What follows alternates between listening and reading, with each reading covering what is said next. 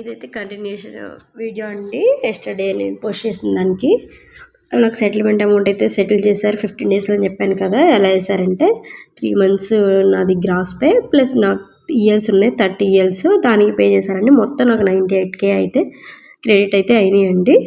Next నేను aluminium పోర్టల్కి వెళ్ళి service letter ఇవన్నీ డౌన్లోడ్ చేసుకున్నాను.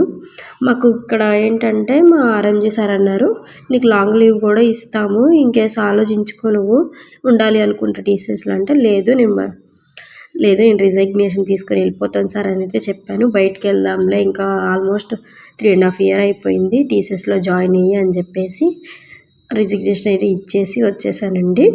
నెక్స్ట్ డేనే నాకు రిలీవింగ్ అనేది ఇచ్చారు. ల్యాప్టాప్ అనేది సబ్మిట్ చేశాను, ఐడి కార్డ్ సబ్మిట్ అయితే చేశాను. సో ఇలా అయితే నేను టీసీఎస్ నుంచి అయితే బయటకు వచ్చాను. నా పిల్లల కోసం అయితే నేనైతే నా జాబ్ని అయితే వదిలేశాను.